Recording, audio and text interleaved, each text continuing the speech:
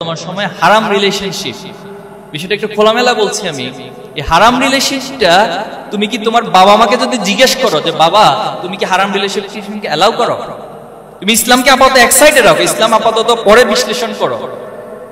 তুমি তোমার বড় ভাইকে যদি জিজ্ঞেস করো যে ভাই আপনি কি হারাম রিলেশনকে সাপোর্ট করেন, বোনকে যদি জিজ্ঞেস করো কেউ বলবে যে করি না, তোমার পরিবার করে না। ঠিক তুমি তোমার নিজেকে কোন একটা পিতামাতার জায়গায় ভাবো, বড় ভাই হিসেবে ভাবো, তুমি তোমার সন্তান অথবা তোমার ভাই ছোট বোন তারা কোন হারাম রিলেশনে জড়িত হোক, এটা কি চাও? কেউ মেনে নেয়? যে জিনিসটা আমি মানতে পারছি না সেটা আমার বাবা কিভাবে মানবে, আমার ভাই কিভাবে মানবে? যে জিনিসটা আমাকে আমার সৃষ্টিকর্তা আমার ধর্ম নিষেধ করেছেন, সে জিনিসটা কখনো আমার জন্য কল্যাণ বয়ে নিয়ে আসতে পারে না। এজন্য খুব সতর্ক থাকতে হবে। এরপর হচ্ছে আমার খারাপ বন্ধুগুলো, আমি যে বন্ধুদের সাথে মিশবো সে বন্ধুগুলো আমাকে নিজের অজান্তেই এমন একটা জায়গায় নিয়ে যাবে যেখান থেকে ফিরে আসার কামব্যাক করার সুযোগ থাকে না। এজন্য খারাপ বন্ধু থেকে সচেতন থাকতে হবে। করণীয় কি এখন তোমাদের?